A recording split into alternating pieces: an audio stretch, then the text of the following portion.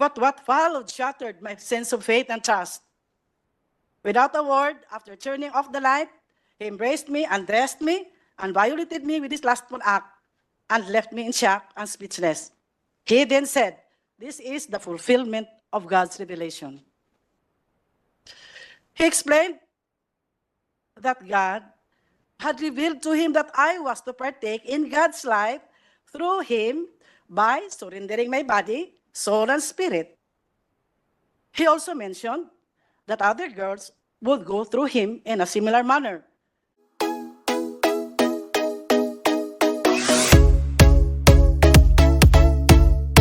So, ngayon po, ang una po nating witness ngayong umaga ay si Teresita Valdehuesa, ang di umanong miyembro ng unang batch ng pastoral ni Apollo Quiboloy. Bago po siya magsimula, I would like everyone to listen to this video, to watch this video. Si Ms. Teresita, si Ms. Ging, ang pinapatungkulan dito, but it will also give a sense of the threats that victim survivors face from within the kingdom. Open source po itong video na ito. In fact, galing sa public channel ni Pastor dati. So, ipe-play na po natin ngayon para mapanood nating lahat.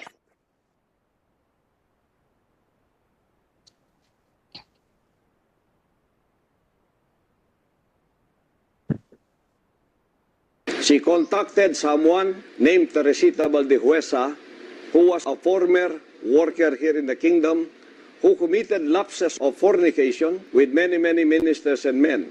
That is why she was supposed to be disciplined, but she went out. This Alina Ostapchenko is saying things against me, and we were able to record every bit of what she said. Listen to her voice. Everything that you have said to Teresita Valdehuesa, who is a former worker here, who also backslid because of some lapses in immorality, will give you a sample of her voice that was recorded. Go. I'm fine, dear. I remember you, Bayo. And I'm so glad that I'm already out of the kingdom. And it's a miracle that how I exit from there. Because the time kasi I was so fanatic before. But when, time passed, I realized many things I can also share with you if you like. He asked me if I'm ready to dedicate my life. I said yes, because for me, I was thinking dedicate to God. So I never think about other stuff. And suddenly, he was on me already, and he was trying to pull my pants already off. And then things started to happen, and I understand that, oh my goodness, it's like I have to switch off my mind. I will not question, I will not ask if it's Father's will in my mind. That time, I will just not try not to feel anything like that. And because I was shocked by what's happening in the room. You have to prove that in court. Because this is an international ministry, and I have an international reputation. You will be sued by the kingdom in all places that you've called. We will not let this pass. Teresita Valdehuesa will be part of this. So better get your lawyers and defend yourself. We have lawyers all over the world. Wherever there is a kingdom, we have a general counsel in the name of Attorney Michael Green. In America, we have 18 lawyers who are observing all the happenings in the kingdom. We have financial consultants. We have lawyers who will defend the kingdom wherever it is being attacked. For the record po, yung pastoral na binanggit dito, si Ms. Alina, she gave her consent also to the playing of this video in this hearing. So, Ms. Teresita, meron po kayong testimonyang hinanda. Pwede nyo na pong basahin. You have the floor.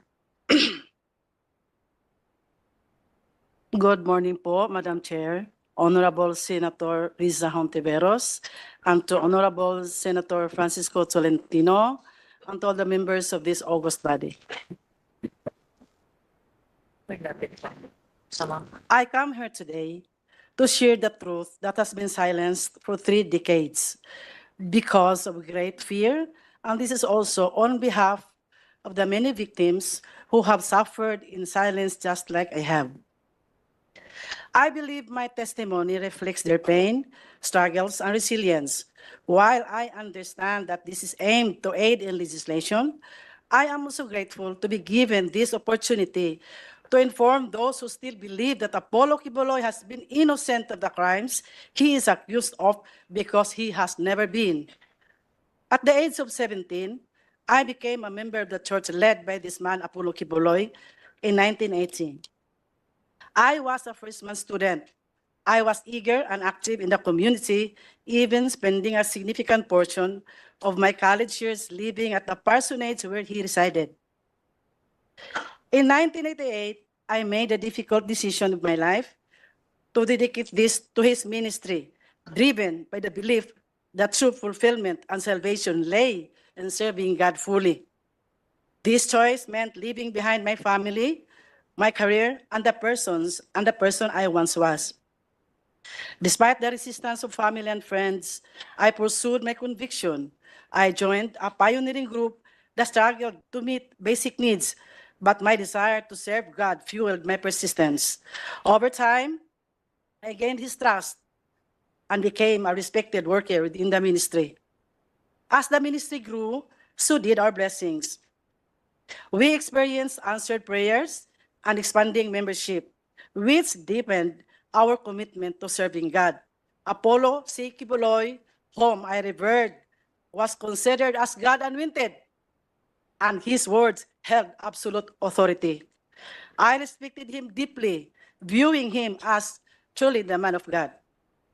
From the moment I dedicated my life to the ministry until 1993, I experienced a profound spiritual awakenings. I felt forgiven. My love for God deepened. And I was proud to serve alongside a man I believed to be holy. But one day while in Manila, I received a long-distance call from him. He informed me that he had received a divine revelation intended for me and instructed me to travel to Cebu, where he would share this important message. He was also scheduled to preach in Cebu that Sunday. Upon arriving in Cebu City, we arranged for him to stay at the Park Place Hotel in Fuente Osmeña. That evening, he instructed me to remain in the hotel, while Nilda Linda, the assigned worker, returned to the worker's house. When we were alone, I asked if I could just sleep on the sofa as it was a suite room. Instead, he insisted that I would sleep beside him and even said in Bisaya, compatible gyud taging kay parehas man og color ang atong suot. Translated, we are compatible because our outfits were of the same colors. I was wearing red pajamas with white dots, while he was dressed in a red t-shirt and white pants coincidentally. His words made me feel uneasy and quite nervous, and I saw a different personality in him. But I was quick to dismiss that unusual feeling. And because I had previously witnessed Ingrid Canada or ICC, Teresita Dandan, TTD, and Velina Salinas slept in his room alternately, it led me to believe that it was just normal and harmless. Moreover, we had been conditioned to suppress any negative thoughts about him. We were warned that any suspicion on him would reflect our own personality, using the words found in 1 Timothy chapter 1, verse 15, I quote, "To the pure, all things are pure, but to those who are corrupted and do not believe, nothing is pure. In fact, both their minds and consciences are corrupted," unquote. And in those days, absolute obedience was a must. We needed to have an unquestioned loyalty and reverence toward him. Sleeping beside a man I believed to be chosen by God was for me then a great privilege, an opportunity for a sinner like me.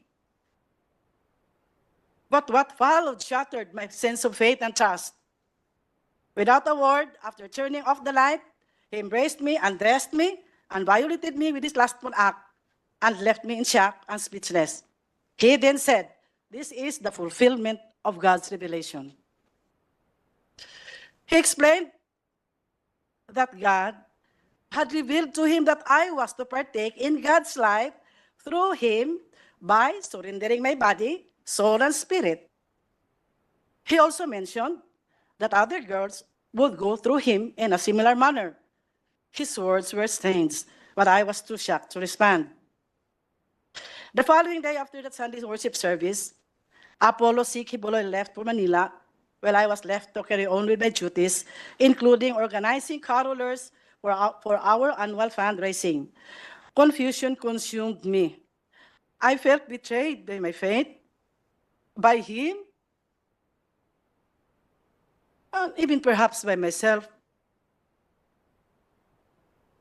I began questioning whether what had happened was indeed God's will or simply a gross abuse of power. When I returned to Manila, I was once again instructed to sleep in his room. Fear gripped me, but defying the anointing of God was unthinkable. We had been taught that such disobedience would invite a curse. The next morning, he asked if I understood God's revelation. I remained silent, unable to process what had happened. He then referenced me to Philippians chapter 2, verses 6 to 12, explaining that just as Jesus humbled himself and obeyed God, even to the point of death, so he too must obey God's will by partaking in carnal things. He claimed this was necessary for him to understand the human experience and to fully empathize with others. He even told me that he had also been reluctant to accept God's revelation, but as God's chosen one, he had no choice but to act on it. I was more confused with his explanation, but I could not complain. I wanted to go out from the ministry, but I lacked courage. I did not know where to ask help. I had cut all the bridges behind my life, and I could hardly go back because it would mean starting all over again. My family was poor, and I had no connections. My option was to stay because I was still bothered with what if it was indeed God's will? December of the same year was an escape for me. Caroling as one of our sources of funds, and which had been participated in by every member of the ministry all over the country, became my excuse of staying away from the worker's house in Manila where he stayed. In January 1994, I was in his room with Ingrid Canada, the international coordinator of the church, Tessie Dandan, the national administrator for the church in the Philippines, and Felina Salinas, his personal assistant. During that... Miss Teresita, before you continue po, yung nabanggit nyo ng 2 beses, Ingrid Canada, nandito po ba siya sa harapan ninyo? Yes, patabi po siya ni Mr. Kibuloy. Sila po, yung nagtaas ng kamay. All right, salamat po. Please proceed, Miss Teresita. During that meeting, he informed the girls that I would be included in the inner circle. Right there and then, I realized that these women had likely endured similar experiences. Without any words, we shared a mutual understanding. None of us dared speak about what had happened to us. In February 1994, I was sent to Hong Kong, still carrying all the confusions and emotional turmoil. Despite this, I continued to pretend that everything was fine. When one of our musicians, JC Pangilinan, was scheduled to return to the Philippines, I seized the opportunity to send a personal letter to ACQ. In that letter, I poured out my feelings, openly expressing my emotional distress. I was honest about how deeply shocked I was to learn of his life beyond the pulpit.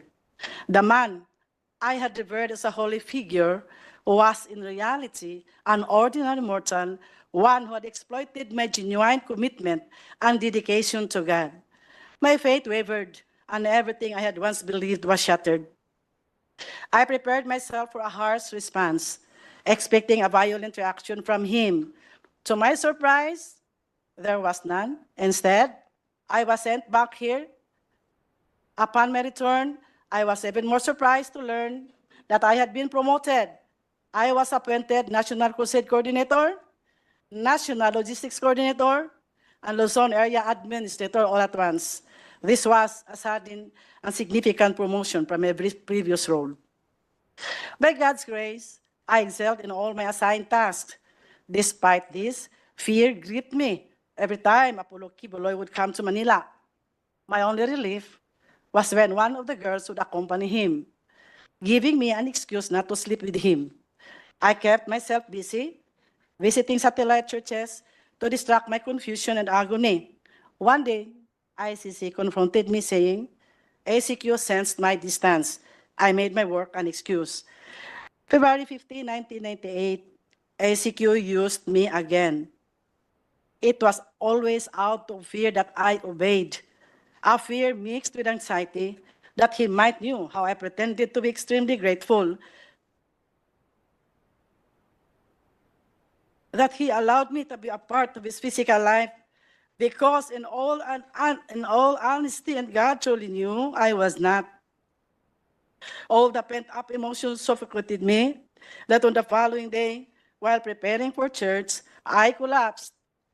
ACQ performed mouth-to-mouth resuscitation, but later I learned, he told others, that it was just a way for me to seduce him, labeling me as Jezebel the Temptress. I believe Apollo Carrion Kibuloy understood that I never wanted the life he was trying to impose on me. My decision to dedicate my life to God's service was driven by a sincere desire for spiritual purification from the sins I had committed before becoming a full-time worker. I had only one goal, to live a holy life and ultimately to attain heaven. As the Bible says in Colossians chapter 3, verse 5, I quote, "Put to death, therefore, whatever belongs to your earthly nature, sexual immorality, impurity, lust." But how could I achieve this with the circumstances that I was in? Disobedience and complaints were never an option. Anyone who did so was labeled as carnal, as someone who did not overcome the flesh. Everything was always twisted. One day, I said, "Sir has noticed that you've been distant." I made up excuses, trying to avoid the truth. I had been telling Tracy Dandan that I was extremely exhausted. She presumed that I was just too focused on my responsibilities, especially in the logistics department. I was always pressured to meet my 15 million quota.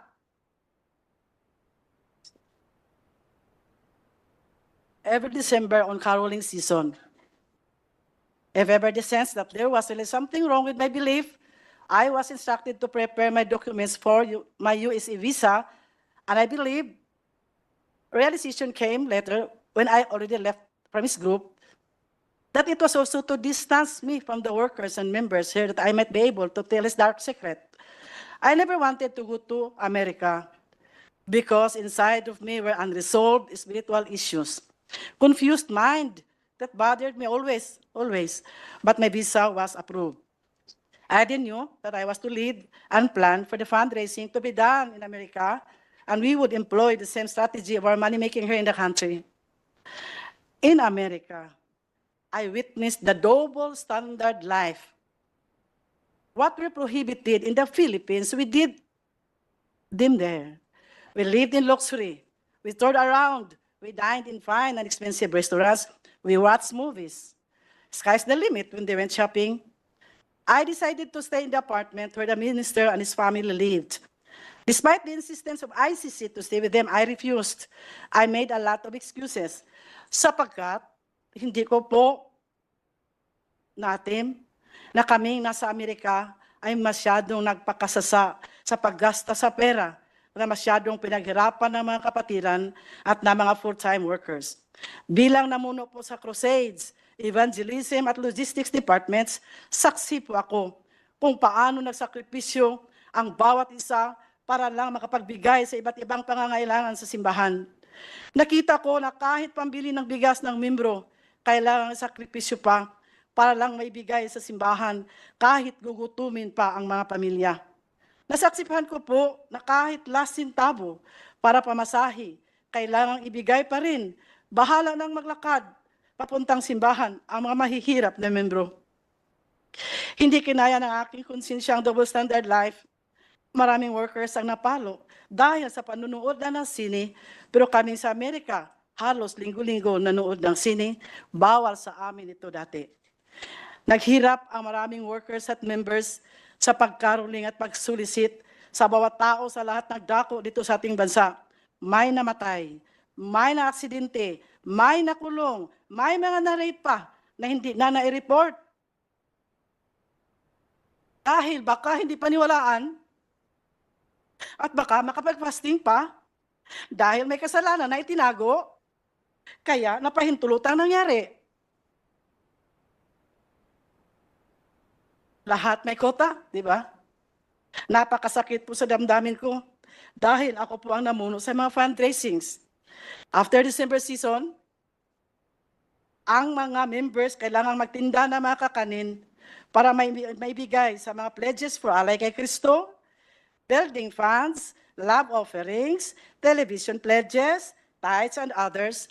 And when they could not provide for their own foods, they would just resort to fasting. Meron din pa akong quota, 10 to 15 million pesos to raise in the month of December alone. I organized the carolers nationwide to meet my quota. We recruited and trafficked our young people from Mindanao and Visayas to carol in the provinces of Luzon and in the national capital region cities. Marami pong estudyante na Nobyembre pa lang kailangan nang mag-absent sa paralan at ang iba hindi na nakabalik sa pag-aaral dahil inuna ang simbahan, inuna ang pagkaroling, inuna ang paghanap ng pera. But nobody questioned where our income was spent. Sa mga buwan ng Pebrero hanggang Oktubre, ang ibang workers na nasa logistics department kailangan magsolicit na naman throughout the country using the permits of the different associations, Pag-asa ng Buhay, Children's Way Foundation, Tulong sa May Kapansanan, Handog ng Pagmamahal, Pagdamay sa Dukha, Shivers for Christ. The supposed income na dapat ibigay sa mga beneficiaries sa mga nasabing associations, hindi naman talaga truthfully and honestly na ibigay. Only a little portion of the income was shared to the beneficiaries. Ang ibang workers naman, walang hinto sa pagtinda rin ng mga kakanin na may quota of 500 to 1,000 pesos a day, Monday to Saturday.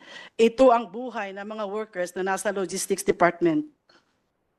In America, they began to notice my indifference. ICC called my attention, stating there were reports from my assistant in the logistics department in Manila that I had secretly sent money to my family. Then, she informed me that ministers wrote letters to ACQ and reported that I tempted and fornicated with them during my visits to their satellite churches. I was so shocked to learn of the sudden accusations. I also wrote a letter and enumerated the real circumstances of my life with all the ministers I came in contact with in relation to our aggressive fundraising, being the National Logistics Coordinator. However, that was not enough. I was then forced to write a long letter of confession, making it appear that I was a sinner who committed all kinds of sins, including those I had committed before joining the ministry. I complied, believing that through this written confession, I would be totally forgiven from my old sins and burdens and be completely sanctified. In detail, I wrote everything I thought was considered sin I had committed from childhood until the present. I also implicated ACQ in my sins. It had the same tenor of the letter I wrote in Hong Kong in 1994. And this time, he was furious. Then ICC instructed me to revise my letter. I was told not to implicate ACQ and to state that I was the sole sinner and I was filthy. Upon realizing how angry ACQ was, I revised my letter out of fear and stated that I had sinned because I truly was filthy. In detail, I imagined sins. Ms. Teresita, yung paulit-ulit yung binabanggit na ICC, sino po yun? Ingrid Chavez Canada po. Sila pa rin po. All right. Please proceed. In detail, I imagined scenes and I made it appear that I had committed them all. That was how stupid I was to obey and exaggerate my story. Just to appease the anger of our leader, Apollo C. Kibuloy, not knowing it would become my death sentence later. My exaggerated story was then distributed to all his leaders and ministers, and they believed I was filthy, I was pervert, and I was wicked, painting me as the sole guilty party, while ACQ remained innocent. Little did I know this confession would lead to my condemnation within the ministry. And Ms. Teresita, pag sinasabi nyo ACQ, sino po yun? Apollo Carion Kibuloy po, All right. October 15, 1998. I was sent back here to receive a punishment through prayer and fasting in the guise of spiritual discipline. And the fasting they planned for me was beyond my imagination. It took me 7 months to suffer hunger and isolation in the mountain of Tamayong in Kalinan, Davao City. They placed me in a small, dark, elevated room beside a kitchen, separated only by a macan walls. My bed was rough, made of uneven slabs, with exposed nails pressing into my back as I slept. I woke up this morning in pain, with no beddings, and the cold October nights left me shivering. I requested a blanket and a mat, but I was denied. Every day from 8 to 5 p.m., I followed a strict routine, regardless of the weather, enduring hunger and isolation. No one allowed near me, as I was labeled filthy and deserving of this punishment. Members were forbidden to speak to me. I was physically very weak and so depressed. I prayed that God would just take my life. Ilang beses po ako nanalangin na sana kunin na ako ng Panginoon.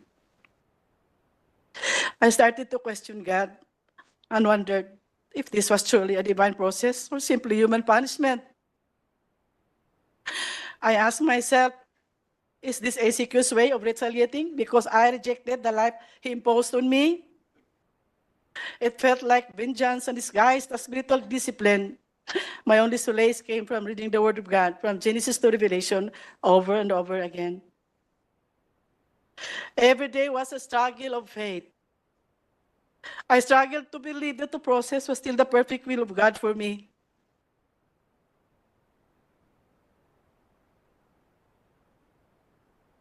I struggled to believe that I really was a sinner and that I was recuperating from my spiritual disease for the lack of faith.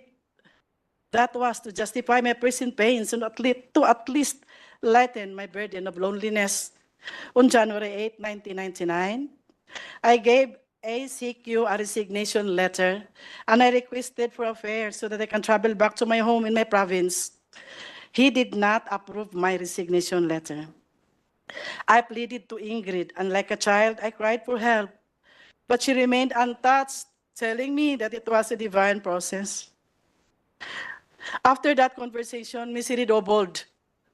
I had no money, and I was still physically weak, so there was no way for me to go out from the compound of the prayer mountain. Waiting for the restoration was the only alternative at the moment. If not for the comforting words of God, surely I would be totally gone out of my mind. They continually accused me of sins they alone knew and imagined that would always lead me into fasting.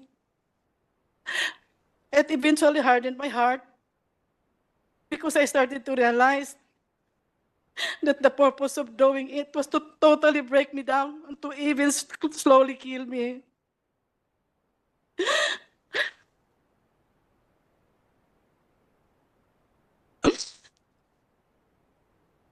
I no longer saw the reason to stay. I submitted my resignation as a full-time volunteer worker for the second time. But Apollo Carion Kibuloy refused it again. A week later, on September 30, 1999, I decided to leave without asking for permission, determined to free myself from his control. It was only when I left out of the group that I finally clearly understood that the man I had believed to be God's chosen and holy was an impostor, oppressor, and deceiver. He manipulated me using his authority and power as God's anointed. I thank God that he took me out from his bondage, from that ambiguous feeling of fear mingled with so much love and loyalty to my Redeemer, Jesus Christ.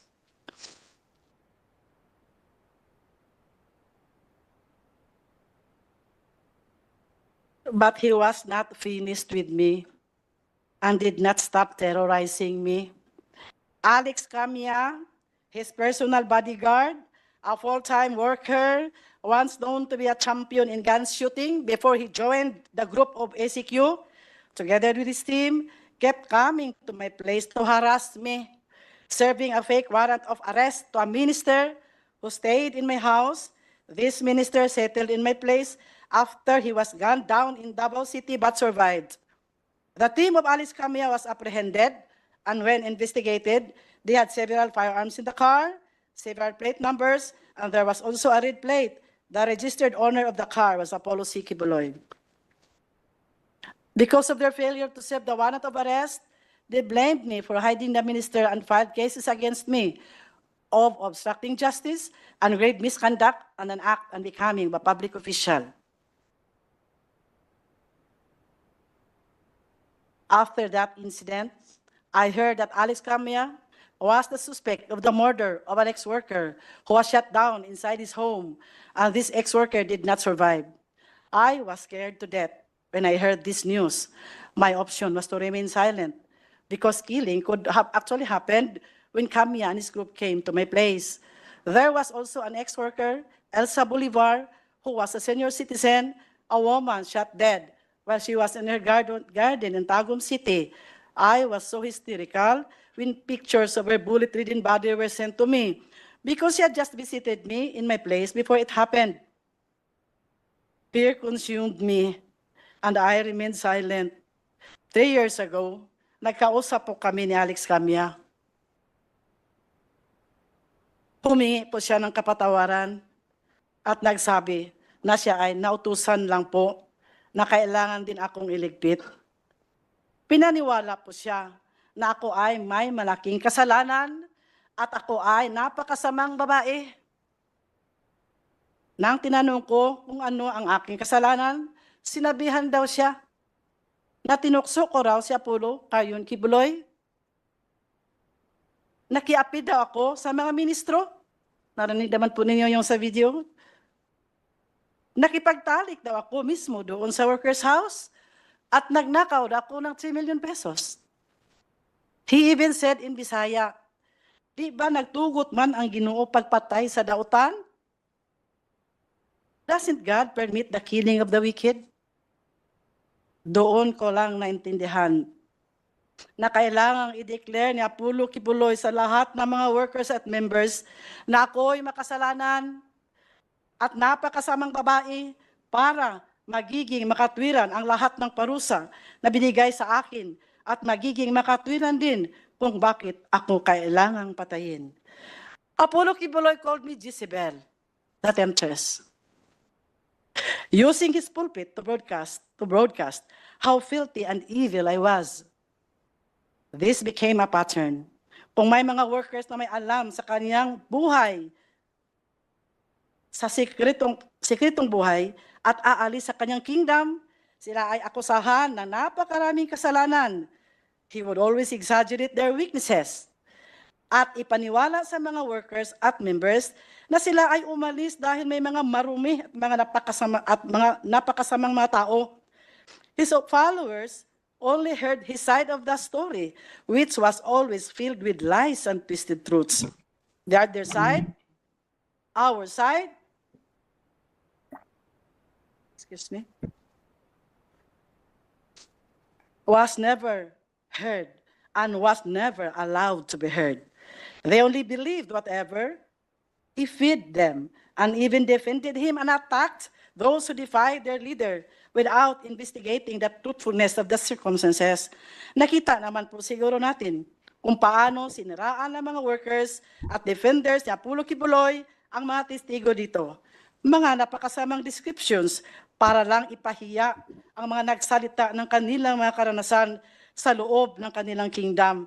Mga salitang hindi nababagay sa mga tinatawag na mga citizen ng kingdom of Jesus Christ.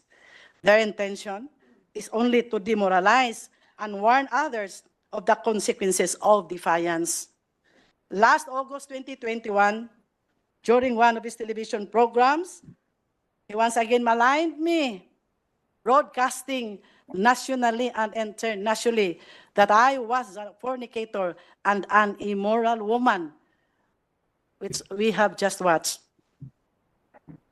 Madam Chair, I would like to remind Mr. Kibuloy to remember the biblical stories about the lives of King Nebuchadnezzar, King Sennacherib, and King Herod.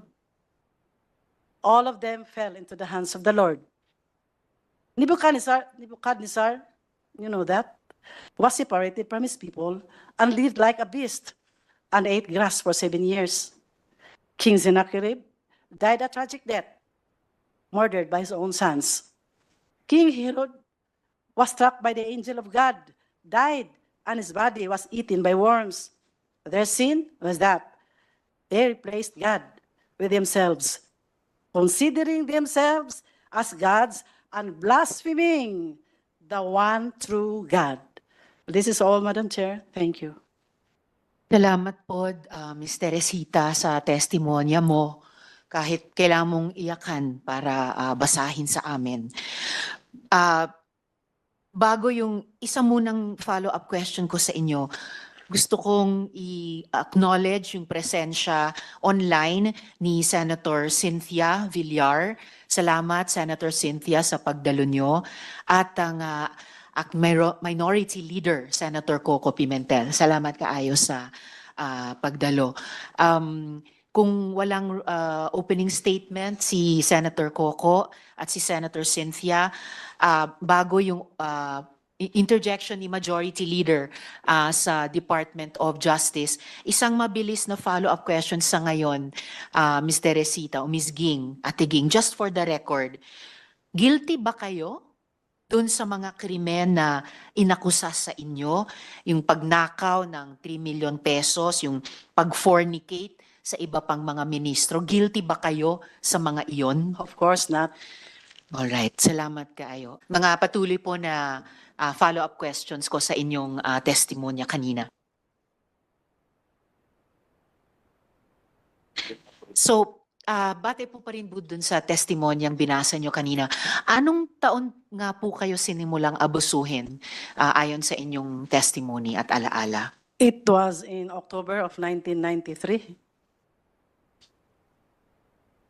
October of 1993. So, 31 years ago po. Yes po. Alright.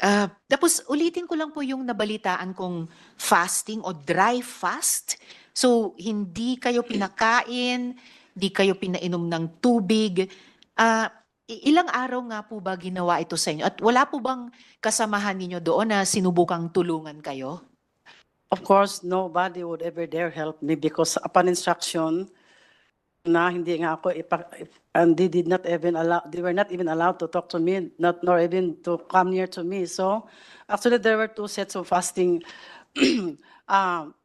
given to me. One set was, there was straight 10 days fasting. There was no food, no water. It was Ninette Okyas who gave me the list of instruction, and number 1 in the list is to do dry fast for straight 10 days. Sino po nagbigay ng instruction? Ninette Okyas. Ninette Okyas. Yeah. Okay po.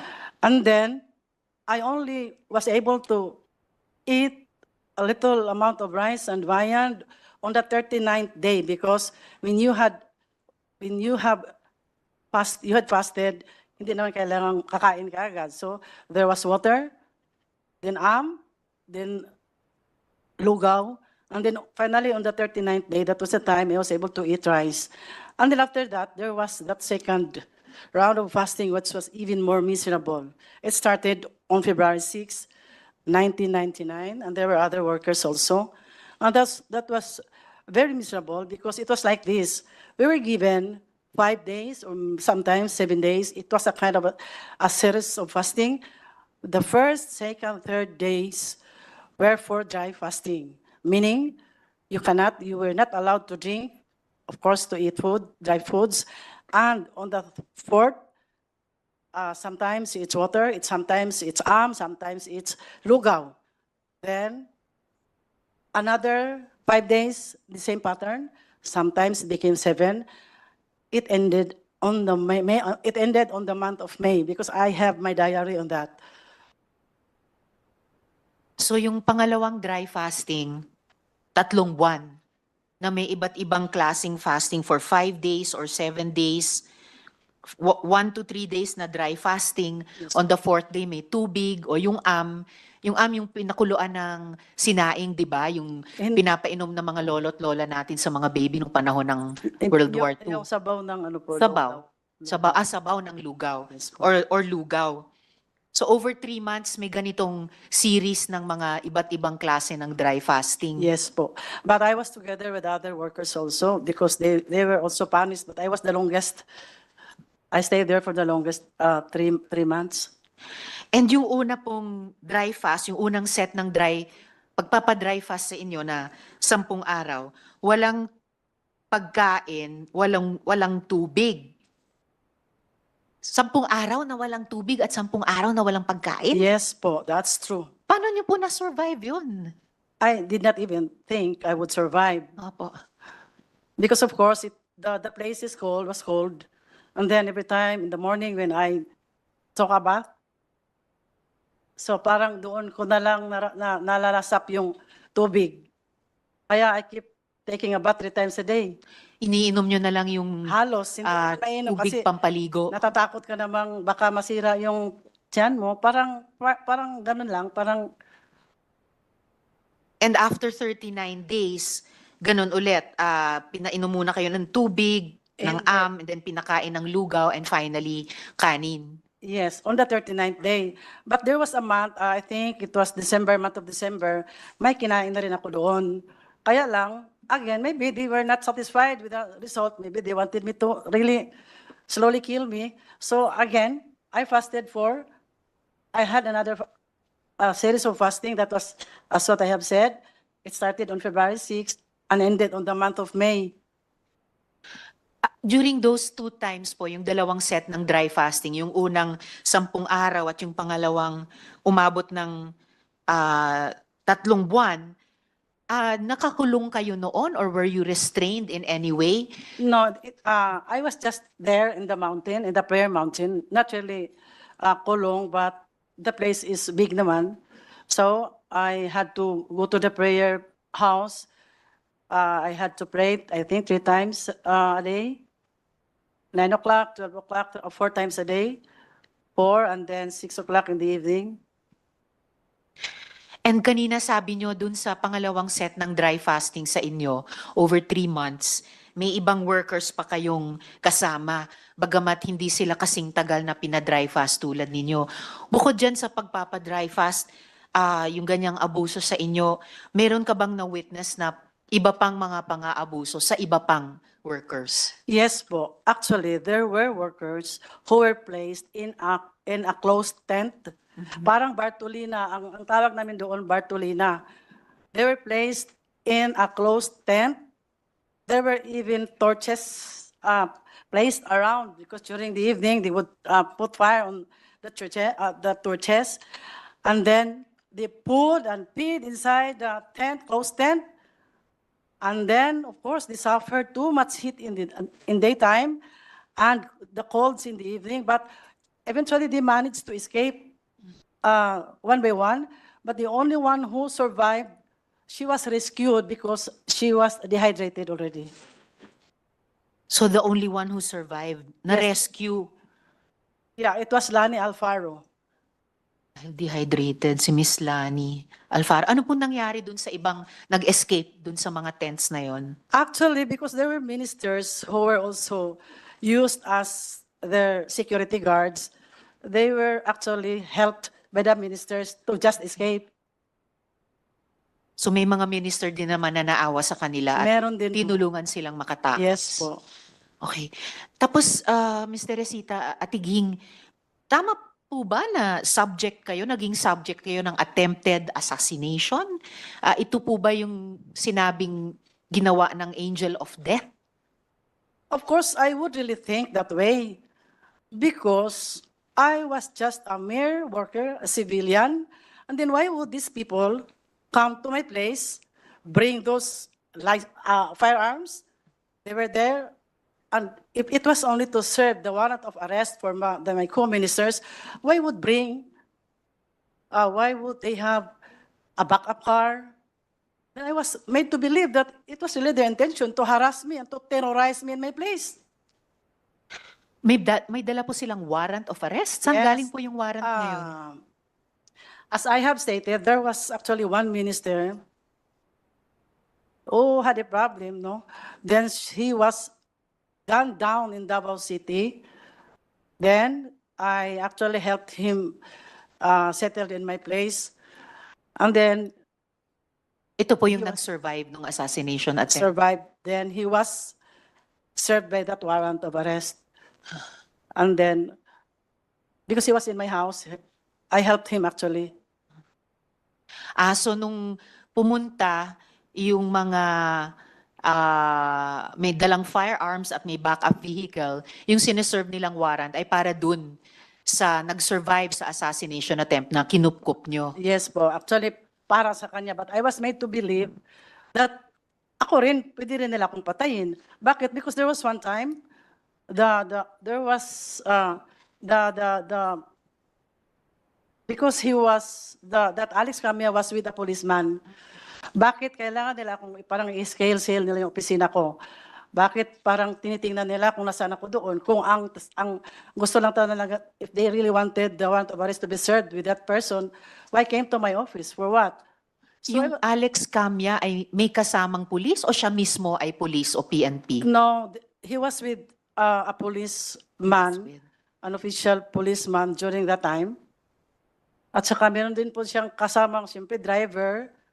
At saka, because I only learned later that there were two vehicles actually, but during those times, isa lang ang alam ko. Nung nakausap ko yung backup driver, kasi he is with me now, doon ko lang nalaman na may backup driver, may backup vehicle pala sila. Ngayon, Ms. Teresita Atiging, pioneering member po kayo ng Yes. KOJC. Alam nyo rin po ba yung business model ng fundraising ninyo at paano ito nagsimula? Sinabanggit nyo, naging head kayo ng logistics, kayo po nag-organize ng mga caroling, yung mga solicitation. Paano po yun nagsimula at anong alam niyo dun sa kabuuang business model? Yes po, the caroling really had become, or maybe has even until now become, one of the sources of funds in the ministry. In 1988, I was able to join here in Manila, and we were only caroling the cities within the cities of the NCR. But when I was given the opportunity to lead the fundraising, I made it nationwide. I actually organized the nationwide caroling, Madam Chair. Then what happened? I had every province, I had leaders overseeing 70 to 100 carolers, including adults who would be cooking and washing their clothes. And in the NCR alone, we had, I think, 13 leaders overseeing 20 to 30 members also, do caroling from 8 o'clock in the morning to sometimes 10 o'clock in the evening, going around the cities of Manila, just caroling all the people here in the Metro Manila. And then, because I had a quota of it started with 10 million until it became 15 million. Of course, they also had a quota. I also gave them the quota to meet my total quota of 15 million. So, sa bawat probinsya, nung ginawa nyo ng nationwide yung caroling, di na lang sa NCR, may isa kayong leader na bawat isa may 17 to 100 carolers.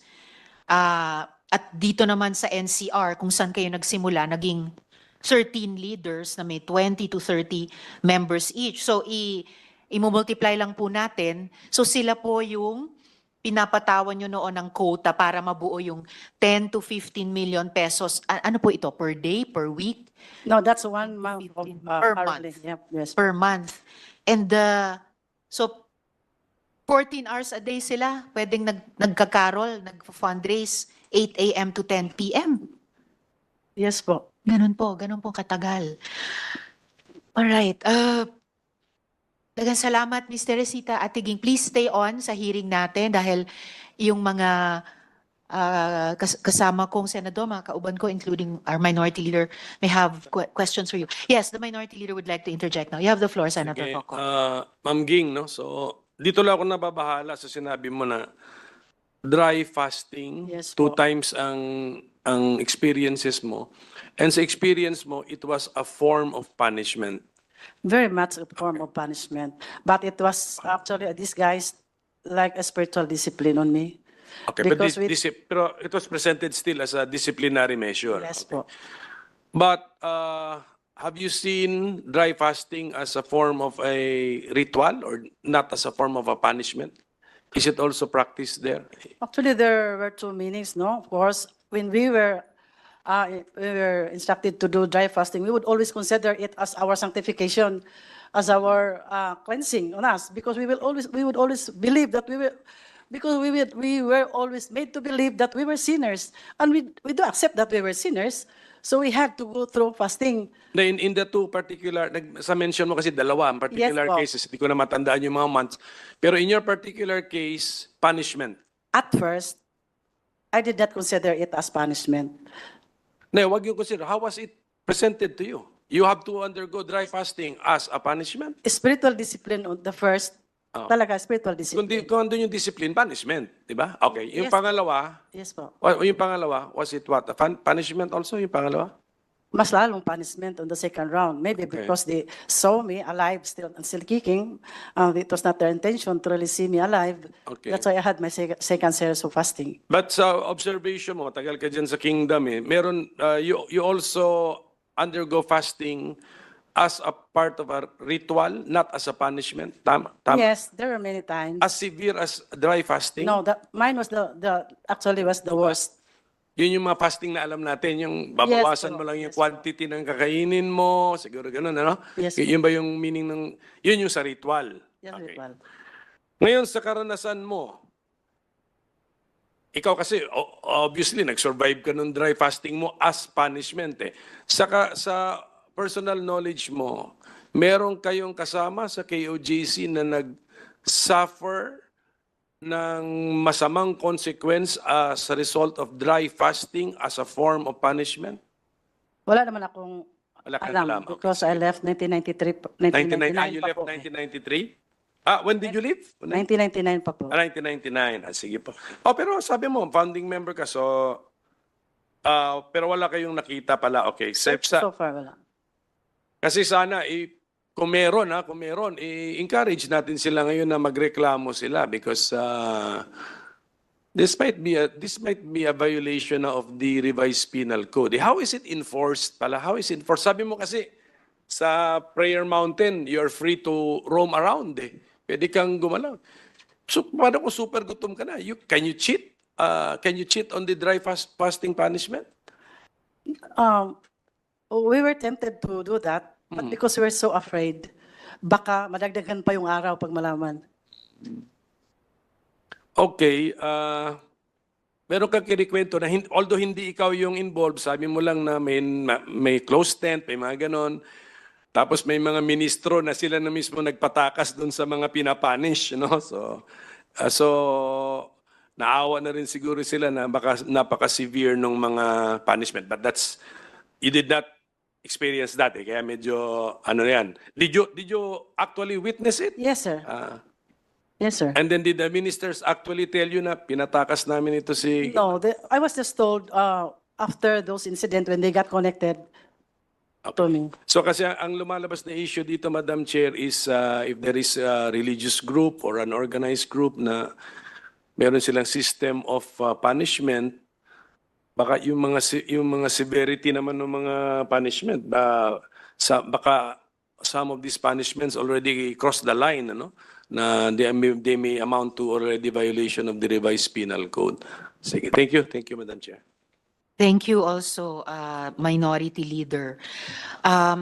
So, Mr. Resita, Ate Ging, again, salamat kaayo.